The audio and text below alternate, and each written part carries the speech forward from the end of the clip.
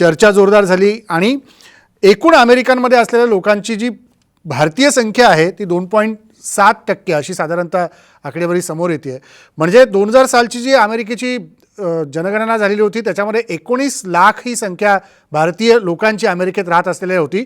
पण आत्ताच्या निवडणुकीमध्ये ही संख्या जवळपास दुप्पटच्या वर गेलेली आहे. 42 लाखाच्या वर साधारणतः ही संख्या पोहोचली आहे. तर काय सांगाल कमला हॅरिस या व्यक्तिमत्वाबद्दल काय सांगाल? कमला हॅरिस या ॲक्च्युली स्वतः तामिळनाडूच्या त्यांची फॅमिली आहे, पण त्यांचे वडील हे जमैकाचे होते. पण त्या स्वतःला तेवढ्या प्रमाणात इंडियाच्या बाजूने गेला. जेव्हा फंड रेझिंग प्रकार येतो म्हणजे इंडियाच्या आज भारतीय वंशाच्या लोकांचा जर हायेस्ट एज्युकेशन आणि हायेस्ट इन्कम या 2 कॅटेगरीमध्ये आपण खूप वरती आहोत, पण आपल्यामध्ये डिवाइड आहे. आणि तेव्हा पैसे जमवण्यात येतं तेव्हा कमला हॅरिस म्हणतात की मी भारतीय आहे. आणि जेव्हा ते काळ्या ह्याच्यातून जातात म्हणजे त्या पहिल्या सॅन फ्रान्सिस्कोच्या पहिल्या ब्लॅक अटॉर्नी जनरल झाल्या, पण त्यांचा बॅलन्स आता जो आहे तो खरा महत्वाचा आहे की तो कसे दाखवतील. कारण त्यांचं जर पूर्वीची स्टेटमेंट बघितली की 370 वर त्यांनी खूप विरोधी मत मांडलं होतं आणि पाकिस्तान प्रो पाकिस्तान बरेच त्यांचे मतं आहेत.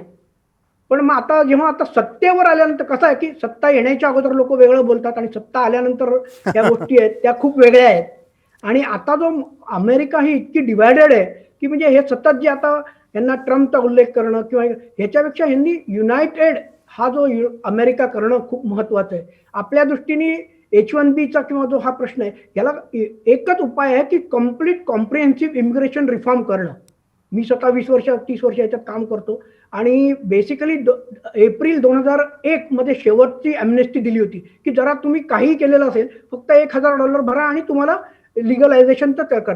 आता यांच्याकडे सेनेट आहे, काँग्रेस संपूर्ण आहे, तर यांचा पहिलं हे काम आहे की कॉम्प्रिहेन्सिव्ह इमिग्रेशन. नुसतेच नंबर कारण का जे H1Bचे नंबर्स आहेत ते 58,000 ते तसेच आहेत. 65,000 हा विसा नाही नंबर्स आहेत, पण ते 58,000तलं आपल्या लोकांना 58,000 ओपनिंग आहे आणि ते अजून वाढवले पाहिजेत. वाढवले तर बिल क्लिंटन यांनी Y2Kच्या नावाने, पण तसंच काही हे जे कॉम्प्रिहेन्सिव्ह झाल्याशिवाय कधीच होणार नाही. आणि आता जे जवळजवळ ग्वाटेमालामधून 100,000 लोक इथे लाईनीत उभे आहेत बॉर्डर मेक्सिकोच्या, त्यांचं काय करणार हाही एक मोठा प्रश्न आहे. पण यांना खूप काम करावं लागणार आहे आणि इंडियाच्या दृष्टीने फायद्याचं होईल. पण हा दुसरा Catholic president John F Kennedy was the first Catholic president, त्याच्यानंतर हा दुसरा कॅथोलिक प्रेसिडेंट होत आहे आणि त्यांचं बॅलन्स आउट करणं चायनाला खूप टफ देणं खूप अवघड आहे. कारण का यांचे ऑलरेडी त्यांच्या मुलामुळे त्यांचं खूप टेंटेड झालेलं आहे की युक्रेनमध्ये त्यांचा बिझनेस होता, रशियामध्ये त्याचा बिझनेस होता. आता चायनामध्ये सुद्धा तो काय करतो की चायनाला आज मिलिटरीली हरवणं अमेरिकेला शक्य नाही, फायनान्शियली तर शक्यच नाही आहे. कारण का 2008च्या फायनान्शियल डिबॅकलमध्ये संपूर्ण 80% आज लोन जे आहे अमेरिकेने काढलं, जे आजही $1 ट्रिलियन देणार आहोत ते सगळे चायनाच्या बॉन्डवर विकत घेतलेले आहेत चायनाने. आणि त्यामुळे अमेरिका चायनाला तसं हरवू शकत नाही. ट्रम्पनी थोडंसं व्यापाराचं इंटरनॅशनल ट्रॅव्हलचं हे केलं होतं, पण त्यामुळे खूप फरक पडला. त्यांनी राष्ट्रवादाला हे दिलं, पण आता बॅलन्स आउट करताना इंडियाला त्यांना इग्नोर करता येणार नाही. पण त्याच वेळेला ते कम्प्लीट इंडिया बाजूनी जाणार नाहीत आणि चायनाच्याही बाजूने. They will try to balance it out. कुठेतरी बॅलन्स करणं खूप महत्वाचं आहे आणि तो जर झाला तर खूप चांगलं होईल. बरं, आपल्यासोबत निळू दामले देखील आहेत, आंतरराष्ट्रीय अभ्यासक. दामले सर, ज्या प्रकारे आत्ता सातत्याने बायडन असं म्हणतात की इज अमेरिका युनायटेड, अमेरिका अजूनही एकसंध आहे का, हा प्रश्न अध्यक्षपदावर विराजमान होण्याआधीपासून त्यांच्या मनाने निर्माण झालेला आहे. ही शंका नेमकी त्यांच्या मनात जी जागा करून राहिलेली आहे याबद्दल तुम्ही काय सांगाल की का सातत्याने त्यांना असं वाटतंय की अमेरिका डिवायडेड आहे? नाही, ही शंका आहे असं मला वाटत नाही, हे सत्य आहे. आणि अमेरिकेमध्ये आज अनेक प्रकारचे गट पडलेले आहेत. जसे धर्मावरून आहेत, पंथावरून आहेत, तसे आर्थिक सुद्धा आहेत, नॉर्थ आणि साऊथ सुद्धा आहेत, अर्बन रुरल असे सुद्धा आहेत. मला असं वाटतं की सगळ्या जगभरची एक परिस्थिती आहे ना, माणसं खूप डिवायडेड आहेत आता. आणि विशेषतः माध्यमाच्यामुळे प्रत्येक माणसाचं छोटं मत असलं तरी ते टोकाला जातं आणि माणसं एकमेकाला जुळून घेईन अशी झालेली आहेत. आणि त्यामुळे अमेरिका डिवायडेड आहे त्यात वादच नाही. आता प्रश्न असा आहे की ही डिवायडेड अमेरिका आता ते कशा पद्धतीने एकत्र आणतात. बरं, अमेरिकेतले डिव्हिजन, मेजर जे डिव्हिजन आहे साऊथ नॉर्थ, व्हाईट ब्लॅक, आता हे जी डिव्हिजन आहे हे मोठं आहे खूप. आणि अलीकडच्या काळामध्ये या इव्हॅन्जेलिकल लोकांच्यामुळे ते खूप वाढलं आहे. मला असं दिसतं की हे डिव्हिजन आहे, हे अमेरिकेत आहे, हे युरोपमध्ये आहे, हे सर्व दूर आहे.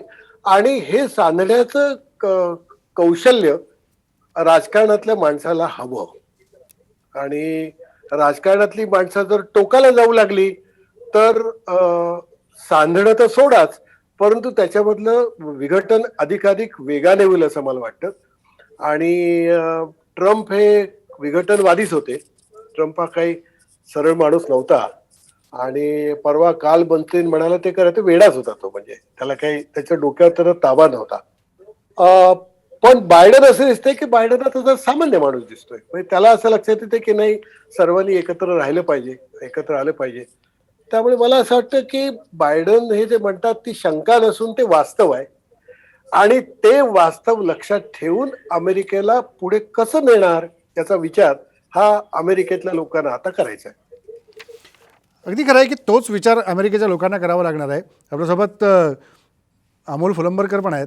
अमोल, या इंडस्ट्री क्षेत्रामध्ये काम करत असताना एक तरुण म्हणून तुम्ही या गोष्टीकडे कसा बघता, की जसं आता दामले सर म्हणाले की अमेरिकनांना आता याचा सगळा विचार करावा लागेल की यापुढे अमेरिकेला या सत्तेसोबत जात असताना कशा पद्धतीचे अडथळ्याची शर्यत असेल, काही गोष्टी पुढे जाऊन आपल्याला करावे लागतील, काही सरकारकडनं धाडसी निर्णय होण्याची शक्यता नाकारता येत नाही. भारतीयांसाठी H1B व्हिसाच्या जे लिमिटेशन्स ट्रम्पनी घालून ठेवलेले होते ते एका बाजूला ओपन होण्याची शक्यताही आहे. आणि एकीकडं या दृष्टीने म्हणजे भारतीयांच्या दृष्टीने देखील एक चांगली गोष्ट आहे. पण एक तरुण म्हणून तुम्ही त्याच्याकडे कसं पाहताय?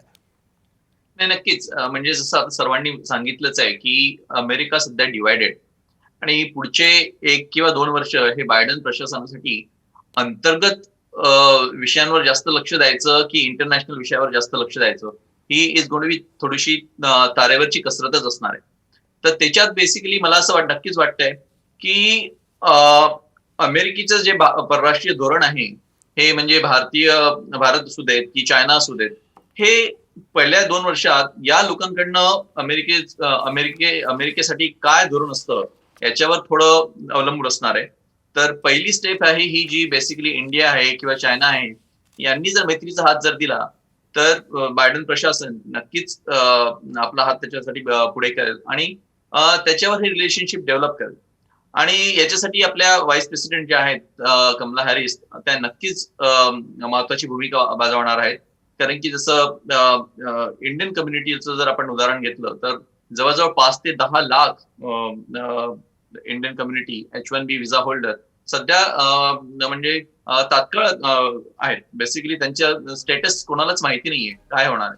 पण H1Bचं जे धोरण आहे नक्कीच या प्रशासनाचं ते ओपन असणार आहे. त्याच्यामुळे त्याचा नक्कीच आपल्याला फायदा होणार आहे.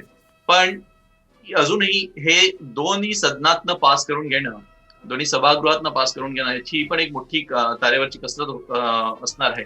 तर बायडन प्रशासन हे नक्की त्याच्यावर काम करेल आणि त्याचा फायदा आपल्या इंडियन इमिग्रंट्स लोकांना होईल अशी मी आशा करतो.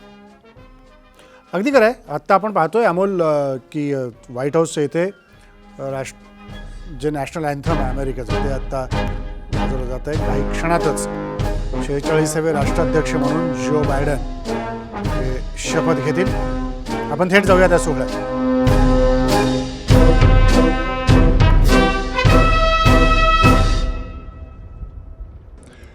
Ladies and gentlemen, here for the singing of our national anthem, accompanied by the President's own United States Marine Band, please welcome Lady Gaga.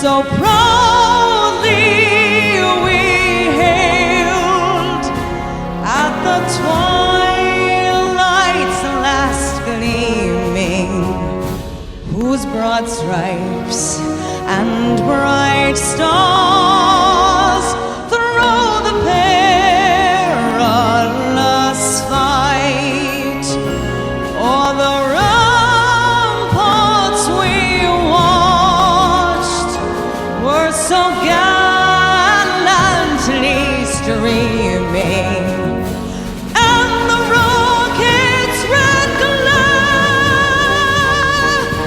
the bombs bursting in air, gave proof through the night that our flag was still there.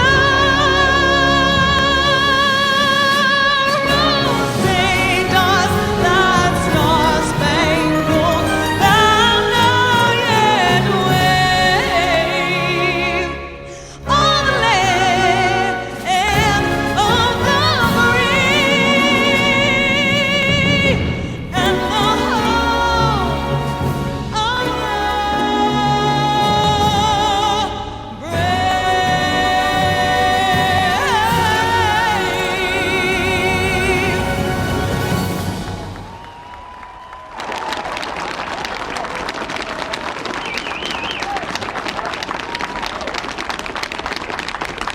the brave.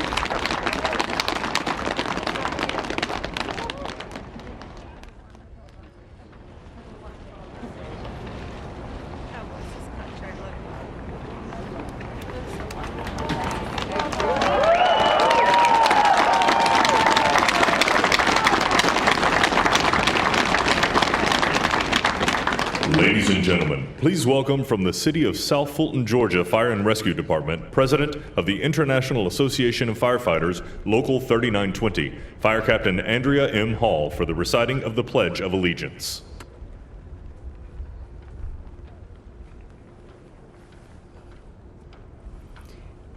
I pledge allegiance to the flag of the United States of America and to the republic for which it stands, one nation, under God, indivisible, with liberty and justice for all.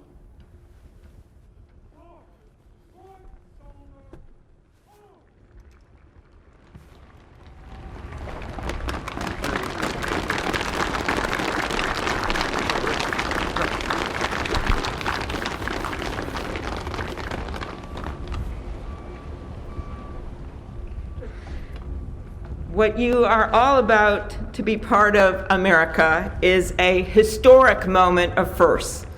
To administer the oath to our first African American, our first Asian American, and our first woman vice president, Kamala Harris, it is my great privilege to welcome to the inaugural stage the first Latina to ever serve on the Supreme Court of the United States of America, Justice Sonia Sotomayor.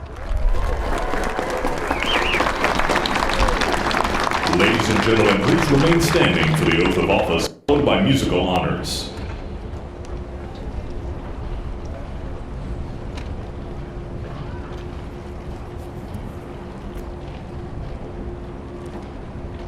Please raise your right hand and repeat after me. I, Kamala Davy Harris, do solemnly swear I, Kamala Davy Harris, do solemnly swear that I will support and defend the Constitution of the United States that I will support and defend the Constitution of the United States against all enemies, foreign and domestic, against all enemies, foreign and domestic, that I will bear true faith and allegiance to the same, that I will bear true faith and allegiance to the same, that I take this obligation freely, that I take this obligation freely, without any mental reservation or purpose of evasion, without any mental reservation or purpose of evasion, that I will well and faithfully discharge that I will well and faithfully discharge the duties of the office on which I am about to enter. the duties of the office upon which I am about to enter. So help me God. So help me God. Congratulations.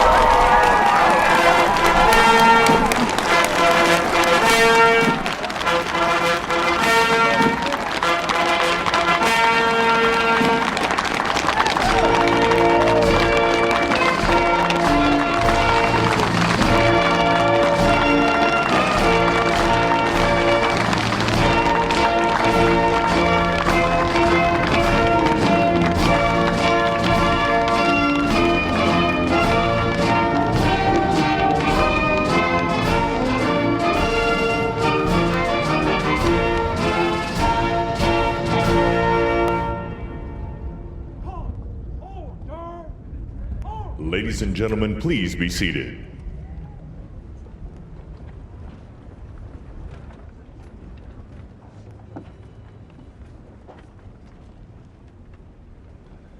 Please welcome Jennifer Lopez to perform This Land Is Your Land and America the Beautiful, accompanied by members of the President's Own United States Marine Band. आताच आपण पाहिलं की अमेरिकेच्या उपाध्यक्ष म्हणून Kamala Harris यांनी supreme कोर्टाच्या justice Sonia Samuel यांच्याकडनं शपथ घेतली.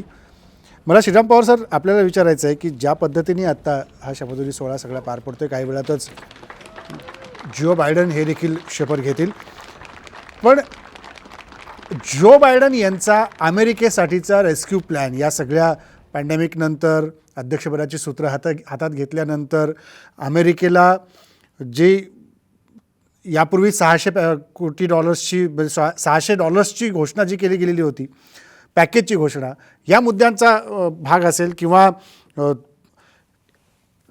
सातत्याने वास्तवदर्शी चित्र समोर दिसत असताना अमेरिकेला सावरत पुढे न्यायचं आहे आणि 2 वर्षे ही आव्हानाची असणार आहेत, हे ध्यानात घेऊन बायडन यांना सत्ता समीकरणं आणि सत्तांतर कसं हाताळावं लागणार आहे? एक तर अमेरिका डिवाईड आहे असं सगळेजण म्हणतात, त्यात तथ्य आहे. आणि अशा अमेरिकेचं ही जी डिव्हिजन आहे ती मॅनेज करणं हे मुळात मोठं आव्हान आहे. बरोबर. ती डिव्हिजन सगळे संपवतील आणि पुन्हा अमेरिका युनाईट होईल असं इतकं मोठं स्वप्न बघायचं काही कारण नाही. कोणी बघत असेल असंही मला वाटत नाही. पण हे जे डिव्हिजन्स आहेत ते मॅनेज करणं आणि एक देश म्हणून जगासमोर एकसंघपणे उभं राहणं हे मोठं चॅलेंज आहे. आर्थिक आघाडीवर कोविडनं मोठा परिणाम केलेला आहे. आताच त्यांनी $1.9 ट्रिलियन पॅकेज जाहीर केलेलं आहे. ते कमी आहे, अधिक आहे, त्याचे परिणाम काय होणार यावर चर्चा खूप अमेरिकेत आहे. पण ते खूप मोठं आहे तुलनेत, म्हणजे इतकं मोठं पॅकेज आतापर्यंत दिलं गेलं नव्हतं. त्या अर्थानं ते मोठं आहे. त्याचबरोबर अमेरिका सातत्यानं डॉलर प्रिंटिंग मोठ्या प्रमाणावर करतो आहे. म्हणजे मागच्या 19 वर्षात साधारणतः $1 ट्रिलियन दरानं अमेरिका जादा पैसे प्रिंट करत होता. तर मागच्या वर्षात ते $5 ट्रिलियन म्हणजे 5 पट जादा पैसा प्रिंट केलेला आहे. एवढ्या मोठ्या प्रमाणावर पैसा जेव्हा अर्थव्यवस्थेत येतो तेव्हा त्याचे काही चांगले परिणाम आहेत, तसेच त्याचे काही वाईट परिणाम पण आहेत. इमिजिएट अर्थव्यवस्थेला आधार देण्यासाठी त्याचा उपयोग होऊ शकतो, पण लाँग टर्ममध्ये याचे काही वाईट परिणामसुद्धा असू शकतात. तर मला वाटतं की अर्थव्यवस्था सावरणं, इंटरनल डिव्हिजन मॅनेज करणं आणि अमेरिकेची जगातली जी पोझिशन आहे, नेतृत्वाची पोझिशन, ती पुन्हा एकदा भक्कम करायचा प्रयत्न करणं. मग त्यात जी प्रिडिक्टेबल गोष्टी आहेत की नाटोला थोडासा विश्वास देणं, की नाटो सदस्य जे ट्रम्प यांच्या काळात थोडेसे अमेरिकेपासून बाजूला जाताना दिसत होते, जपान, कोरियासारखे, दक्षिण कोरियासारखे देश थोडेसे अमेरिकेविषयी शंका व्यक्त करत होते, या सगळ्यांना पुन्हा जवळ आणणं आणि मग अमेरिकेचे जे आर्थिक विशेषतः सामर्थ्य आहे ते पुन्हा एकदा प्रस्थापित करणं, हे मला वाटतं टप्प्याटप्प्यानं जाण्यासाठीचे बायडेन यांच्यासमोरचे प्रायोरिटीज असतील. लगेच उद्याच्या उद्या यातलं काही घडेल, कारण ट्रम्पने खूप मोठं डिसेप्शन आणलं आहे. ते लगेच अंडन करणं किंवा ते पुन्हा खोडून टाकणं हे तितकं सोपं नाही आहे. पण मला वाटतं की पुन्हा जी प्रिडिक्टेबल अमेरिका आहे, म्हणजे पुन्हा ज्या अमेरिकेविषयी सगळ्यांना एक सर्वसाधारणपणे खाते आहे की अमेरिका अशा प्रकारे वागेल, म्हणजे पॅरिस ॲग्रीमेंटमधून बाहेर अमेरिका पडणार नाही किंवा इराणविषयी अगदीच इराटिक भूमिका अमेरिका घेणार नाही, उत्तर कोरियाविषयी एकदम टोकाला जाणार नाही, या प्रकारची अमेरिकाची प्रिडिक्टेबल आहे ती पुन्हा येईल अशी जगाची अपेक्षा आहे. त्या दिशेनं बायडेन यांना पावलं टाकतील असं मला वाटते आणि ते किती गतीनं टाकू शकतील हे आपल्याला पाहावं लागेल. अगदी खरं आहे. मला अमोल आपल्याला विचारायचं आहे की बायडन यांनी जी भूमिका मांडलेली आहे अध्यक्षपदाच्या काळामध्ये, निवडणुकीच्या प्रचारात असेल किंवा आत्ता नियोजित अध्यक्ष होताना देखील असेल, याच्यात खास करून तुम्ही ज्या सेक्टरमध्ये काम करता, इन्फ्रास्ट्रक्चर असेल, रिसर्च असेल, कन्स्ट्रक्शन असेल किंवा अपारंपरिक ऊर्जा असेल, या क्षेत्रामध्ये भरीव गुंतवणूक आणायची हे बायडनचं मूळ उद्दिष्ट असणार आहे आता अध्यक्ष बनल्यानंतर, आणि अमेरिकेला त्या दिशेने घेऊन जाण्याचं देखील त्यांचं धोरण असणार आहे. याबद्दल तुम्हाला किती आशा आहे की बायडन तुमच्यासारख्या अनेक तरुण उद्योजकांना पुढे घेऊन अमेरिकेला आर्थिकदृष्ट्या अधिक सक्षम करण्याकडे पावलं टाकतील? नाही, नक्कीच तो त्यांचा निवडणुकीतला एक महत्वाचा मुद्दा होता आणि त्यांनी त्याच्यासाठी खूप मोठं बजेट अलॉटमेंट केलेलं आहे. आणि मला नक्कीच वाटतं की एनर्जी रिसोर्सेस म्हणजे विंड एनर्जी किंवा सगळे जे इलेक्ट्रिकल एनर्जी आणि इन्फ्रास्ट्रक्चर प्रोजेक्ट त्याच्यावर त्यांचं ऑलरेडी काम सुरू झालेलं आहे. त्यांचा एक प्रोजेक्ट प्लॅन पण सुरू झालेला आहे आणि तो प्रत्येक स्टेट लेवलवर किंवा याच्यावर ऑलरेडी वेगवेगळे जे डेमोक्रॅटिक गव्हर्नमेंट्स आहेत they are already started working on it. तर त्याचा नक्कीच खूप मोठा फायदा होणार आहे. आणि काय झालंय अमोल, थोडंसं थांबवतो. आता नवे नियोजित अध्यक्ष राष्ट्राध्यक्षपदाची शपथ घेतात, आपण तिकडे जाऊ, मी परत तुमच्याकडे येतो.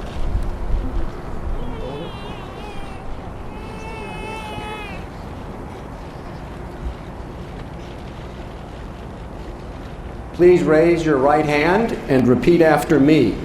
I, Joseph Robinette Biden Jr., do solemnly swear I, Joseph Robinette Biden Jr., do solemnly swear that I will faithfully execute the office of President of the United States office of President of the United States and will, to the best of my ability, preserve, protect, and defend the Constitution of the United States. So help you God. So help me God. Congratulations, Mr. President.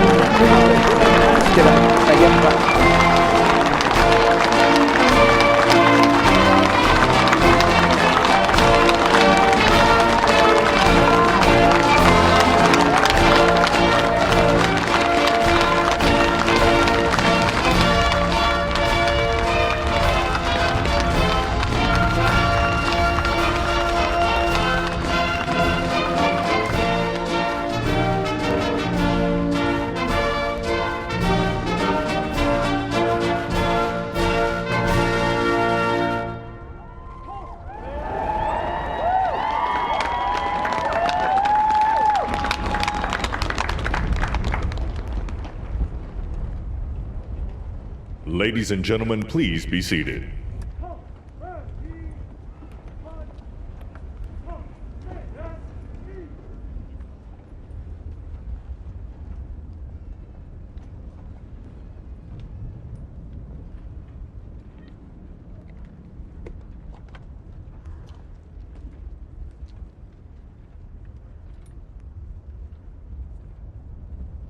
आपण पाहिलं की आत्ता 46वे राष्ट्राध्यक्ष म्हणून Joe Biden यांनी शपथ घेतली.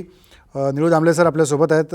Damle sir, ज्या पद्धतीने डोनाल्ड ट्रम्प आणि भारत, नरेंद्र मोदी यांच्या संबंध आपण पाहिले, तिकडे हाऊडी मोदीचा कार्यक्रम झाला, इकडे नमस्ते ट्रम्पचा कार्यक्रम झाला. आता याच्या पुढं तुम्ही या भारत आणि अमेरिका या संबंधांकडे कसं पाहताय? एकीकडं भारताची चीनशी मध्यंतरीच्या काळात असलेले संबंध आणि अमेरिकेचा आणि चीनचा एकूण असलेला यापूर्वीचा वादाचा मुद्दा, जागतिक पातळीवरती अमेरिकेला महासत्ता म्हणून आपलं अस्तित्व टिकवण्यामध्ये सुरू असलेला सत्ता संघर्ष, जो की आत्ताच्या 5 जानेवारीच्या मुद्द्यामुळं त्याला एक काळिमा फासली गेली. या सगळ्या पार्श्वभूमीवरती भारत आणि अमेरिका या संबंधांकडे आपण कसे पाहताय? भारत आणि अमेरिका संबंध हे सामान्यतः बरे राहिलेले आहेत कमी अधिक प्रमाणावर. पण एक लक्षात घ्यायला असं पाहिजे की अमेरिकेच्या एकूण अर्थव्यवस्थेच्या हिशोबात, जागतिक अर्थव्यवस्थेच्या हिशोबामध्ये भारताचं स्थान तसं फार मर्यादित आहे. बरोबर. फार फार नाही अपेक्षा करतायत. म्हणजे चीनची जशी मारामारी होते की चीनच्या वस्तू अमेरिकेत आल्या कारणाने अमेरिकेच्या मार्केटवर होणारा परिणाम किंवा त्यामुळे अमेरिकेतल्या रोजगारावर होणारा परिणाम किंवा अमेरिकेच्या एक्सपोर्ट्सवर होणारा परिणाम, याच्यामुळे जशी जागतिक किंवा अमेरिकेची अर्थव्यवस्था हलते, तसं भारताच्या अर्थव्यवस्थेचं स्थान अमेरिकेमध्ये फारसं नाहीये मुळामध्ये. तेव्हा आपल्याला प्रेम वाटणं, आपल्याला असं वाटणं की आपले अमेरिकेबरोबर चांगले संबंध व्हावे वगैरे, हे ठीक आहे म्हणजे, परंतु मला असं वाटतं की तेवढं फारसं महत्वाचं स्थान ते भारताला आजही देत नाहीत. पण भविष्यामध्ये कदाचित शक्यता अशी आहे की भारतात ज्या रीतीने मार्केट तयार होते, महासत्ता थोडं होणं थांबवतो. वगैरे या गोष्टी या दामले सर, हा. जो बायडन बोलतायत, हा ऐकूया. And resolve. Through a crucible for the ages, America has been tested anew, and America has risen to the challenge. Today, we celebrate the triumph not of a candidate, but of a cause, the cause of democracy. The people, the will of the people has been heard, and the will of the people has been heeded. We've learned again that democracy is precious. Democracy is fragile. And at this hour, my friends, democracy has prevailed. So now, on this hallowed ground where just a few days ago, violence sought to shake the Capitol's very foundation, we come together as one nation, under God, indivisible, to carry out the peaceful transfer of power as we have for more than 2 centuries. As we look ahead in our uniquely American way, restless, bold, optimistic, and set our sights on the nation we know we can be and we must be.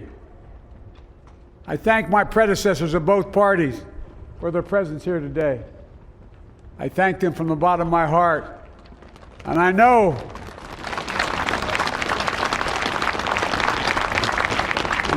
the resilience of our Constitution and the strength of our nation, as does President Carter, who I spoke with last night, who cannot be with us today, but whom we salute for his lifetime in service. I've just taken the sacred oath each of those patriots have taken, the oath first sworn by George Washington. But the American story depends not on any one of us, not on some of us, but on all of us, on we, the people, who seek a more perfect union. This is a great nation. We are good people. And over the centuries, through storm and strife, in peace and in war, we've come so far, but we still have far to go. We'll press forward. आता आपण पाहिलं की Joe Biden यांनी पहिल्याच आपल्या अध्यक्षीय भाषणामध्ये जे आशादायी शब्दांचा स्पर्श करत काही मुद्दे मांडण्याचा त्यांनी सुरुवात केलेली आहे. रोहन चौधरी आपल्यासोबत कोल्हापूर आहेत. रोहन चौधरी, बायडन यांच्या या आशादायी भाषणाकडे पाहत असताना काय वाटतं की बायडन नीती यापुढची कशी असू शकते? ज्या प्रकारे त्यांनी पीसफुलचा उल्लेख केला, एक ऑप्टिमिस्टिक शब्द वापरून आशादायी चित्र असल्याचा उल्लेख केला आणि अमेरिकेच्या कॉन्स्टिट्यूशनला, संविधानाला धरून सगळ्या गोष्टी पुढे चालवण्याचा प्रयत्न करू असाही एक आशावाद त्यांनी बोलून दाखवला आहे. काय वाटतं आपल्याला?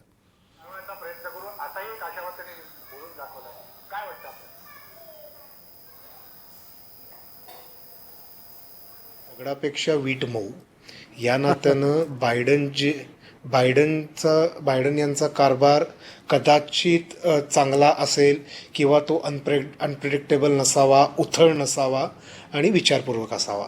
परंतु दुसरी एक म्हण फार चांगली आहे की कडू कारलं तुपात घोळलं आणि साखरेत तळलं तरी कडू ते कडूच. तसं अमेरिकेचं जे राजकारण आहे ते आपल्याला कायम कडू या अर्थानंच ते बघावं लागेल. याचं सिम्पल एक उदाहरण आहे ते म्हणजे त्यांनी आत्ता सेक्रेटरी ऑफ स्टेट जे नेमलेले आहेत ते मिस्टर अँटनी आणि स्वतः बायडेन यांचा इराक युद्धाला पाठिंबा होता 2003च्या. 2003चं इराक युद्ध सामान्य माणसांच्या माहितीसाठी अमेरिकेनं असा आरोप केलेला की इराककडे संवारक शस्त्र आहेत आणि त्यामुळे आम्ही इराकवर हल्ला करतोय. त्यामुळं पण नंतर आपल्याला असं लक्षात आलं की इराककडे संवारक शस्त्र नव्हती. त्यामुळं फार काही हुरळून जाऊन बायडन फार काही मोठा बदल करतील असं मला वाटत नाही. इनफॅक्ट मगाशी तुम्ही जो प्रश्न विचारला इकॉनॉमिक्सच्या की ते कसं करतील, मला जास्त भीती अशी वाटते की आत्ताच्या घडीला सिरिया, तैवान आणि चीन ह्या 3 ज्याला आपण स्ट्रॅटेजिक हॉटस्पॉट म्हणतो, कदाचित ज्याला आपण आर्थिक युद्धाच्या जर पर्स्पेक्टिव्हनं जर ह्याच्याकडे बघितलं तर कदाचित आपल्याला असं दिसून येईल की अमेरिका अजून आक्रमक भूमिका घेईल, जेणेकरून शस्त्रास्त्राचा पुरवठा त्या देशात जास्त होईल आणि तिथून आपली अर्थव्यवस्था सुधारेल. म्हणजे त्यांनी आत्ताच एक बिल आणलेलं आहे. त्या बिलमध्ये त्यांनी भारतानं रशियाकडून जी क्षेपणास्त्र घेतलेली आहेत त्याला त्यांनी विरोध केलेला आहे आणि त्यांचा आग्रह असा असणार आहे की तो आता आपल्याला आमच्याकडून घ्या. त्यामुळे हे आपल्याला थोडंसं कनेक्शन लक्षात घ्यावं लागेल. आणि त्यामुळं अमेरिकेचं राजकारण करताना मला असं कायम वाटतं की बायडन येण्यानं फार हुरळून जायची गरज नाही आहे. बायडन आले ते चांगलंच झालं, कारण ट्रम्पपेक्षा ते निश्चितच चांगले होते. जागतिक उदारमतवादाच्या दृष्टीनेही ते चांगलं झालं, परंतु ते अमेरिकेच्या नॅशनल इंटरेस्टचा अतिशय आक्रमक पद्धतीने वापर करतील, ते मेरिटवर जातील आणि त्यामुळे कदाचित अमेरिका इथून पुढे अधिक युद्धग्रस्त होईल किंवा युद्धज्वर अमेरिकेत पेटेल. बरोबर. तोच त्यांच्या समोरचा एक उपाय असणार आहे. अर्थशास्त्र, अमेरिकेची प्रतिष्ठा आणि चीनचं जर अस्तित्व किंवा प्राबल्य त्यांना जर कमी करायचं असेल तर त्या युद्ध हाच मार्ग स्वीकारतील. त्यामुळं आणि आपल्याला लक्षात घेतलं पाहिजे की बायडन हे जरी नवे असले आपल्यासाठी तरी ते उपराष्ट्रपती होते. 70 वर्ष ते तिथल्या फॉरेन रिलेशन कमिटीचे अध्यक्ष होते. त्यांनी सगळ्याच युद्धाला त्यांचा काही प्रमाणात पाठिंबा राहिलेला आहे. ट्रम्पच्या ओबामांच्या काळातही ते उपराष्ट्रपती होते. त्यामुळं फार काही बदलणार नाही आहे. इनफॅक्ट ते जास्त आक्रमक भूमिका अगदी खरं आहे की ते अधिक आक्रमकपणे यापुढे पाहायला मिळतील, तुम्ही म्हणताय तसं रोहन चौधरी. मला निखिल शावगेंना विचारायचं आहे. निखिल, ज्या पद्धतीने आपण आत्ता सगळे चर्चेले मुद्दे आणले, मला हा कार्यक्रम संपवायचा शेवट तुमच्याकडनं करायचा आहे की आव्हानं अमेरिकेसमोर कोणती असतील. आता अमेरिकेतले 2 पाहुणे देखील आपल्यासोबत आहेत, ते वेगवेगळे मुद्दे मांडतात. रोहन चौधरीने देखील सांगितलं की बायडन आले म्हणून आपण हुरळून जायची गरज नाही. हे अगदी सत्य आहे, कारण डेमोक्रॅटिक पक्षाची भारताकडे बघण्याचा दृष्टिकोन वारंवार वेगवेगळाच राहिलेला आहे आणि नीती वेगवेगळी राहिलेली आहे. त्यामुळे भारताला त्यांच्याकडनं फार अपेक्षा ठेवण्यात काही हाशील नाही आहे. तर तुम्हाला काय वाटतं?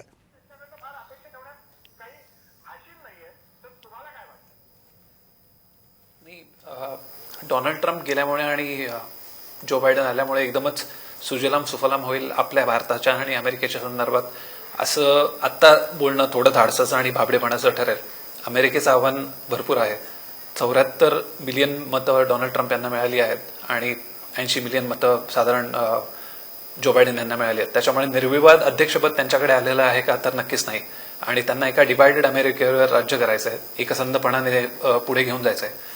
त्याचबरोबरीने कोरोनासारखा जो विषय आहे तो नीटपणे हाताळायचा आहे, बेरोजगारी नीट हाताळायची आणि ॲट द सेम टाइम जगात इस्रायल असेल, सिरिया असेल, चीन असेल, नॉर्थ कोरिया असेल, रशियासारखा प्रस्थापित आता विरोधक आहे त्याचा सामना करायचा आहे. कारण की 4 वर्ष पुलाखालून बरंच पाणी निघून गेलंय. त्याच्यामुळे जो बायडन येऊन एका रात्रीत प्रश्न सुटतील असं नाहीये त्यांना. आणि कमला हॅरिस त्यांच्या संपूर्ण प्रशासनाला अंतर्गत ॲज वेल एज आंतरराष्ट्रीय पातळीवर खूप आव्हानं आहेत.